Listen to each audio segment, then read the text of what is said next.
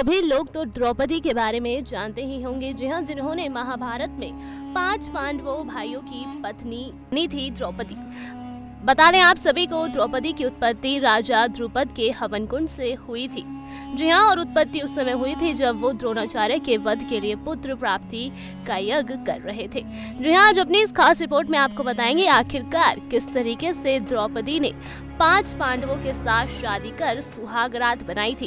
क्या है इसके पीछे की पूरी कहानी, वो जानिए हमारे इस खास रिपोर्ट में। आपको बता दें, राजा द्रुपद ने अपनी पुत्री यानी कि द्रौपदी की शादी के लिए स्वयंवर रचा था, जिसमें अर्जुन ने स्वयंवर की शर्त पूरी कर द्रौपदी को अपनी पत्नी बना लिया था। जी हाँ, अर्जुन ने जिस समय द्रौपदी को अपनी पत्नी बनाया था, उस समय 5 पांडव भाई अपनी पहचान छिपाकर माँ कुंती के साथ ब्राह्मण वेश में रह रहे थे। जी हाँ, भिक्षा मांगकर अपना जीवन यापन कर रहे थे। अर्जुन पत्नी द्रौपदी को लेकर अपने घर आए हुए थे। जी हाँ, उन्होंने दरवाजे पर खड़े होकर माँ कुंती से कहा, देखो हम लोग आपके लिए क्या लेकर आए हैं। लेकिन काम में व्यस्त होने की वजह से माँ कुंती ने बिना देखे ही ये कह दिया कि जो भी लेकर आए हो, 5 भाई आपस में मिलकर बांट लो और उस चीज का इस्तेमाल कर लो। जी आपको बता दें, कुंती सहित 5 पांडव भाई बहुत ही सत्यवादी थे। जी हाँ, अपनी माँ के मुंह से निकली हर बात को एक आदेश की तरह पालन करते थे और वो उसे अपना धर्म भी समझते थे। और इस तरह से अपनी माँ की ये बात सुनकर गहरी सोच में पड़ गए थे।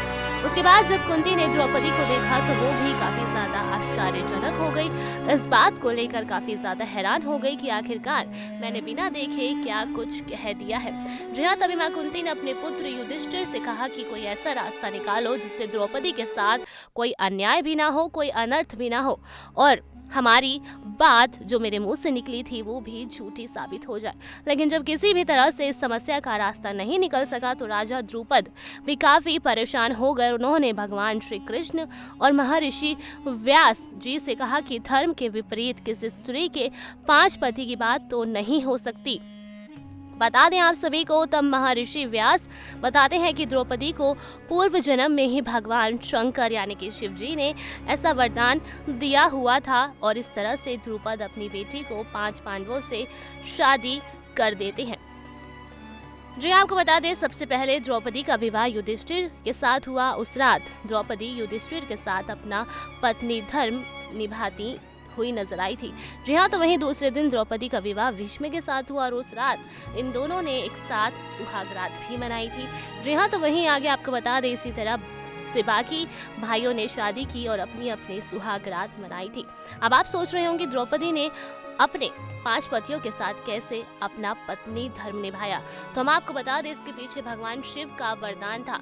भगवान शिव जानते थे कि कोई भी स्त्री 5 पतियों के साथ अपना पत्नी धर्म कैसे निभा सकती है, इसलिए उन्होंने द्रौपदी को ये वरदान दिया हुआ था कि वो प्रतिदिन कन्या भाव को प्राप्त हो जाएगी और फिर एक नए दिन के साथ वो विवाहित स्त्री के रूप में भी देखी जाएगी। जी हाँ, तो एक के साथ रात बिताने के बाद अगले दिन द्रौपदी कन्या भाव को प्राप्त हो जाती थी। इसी तरह उसने 5 पतियों के साथ यानी कि 5 पांडवों के साथ अपनी सुहागरात को मनाया था और अपना पत्नी धर्म निभाया था।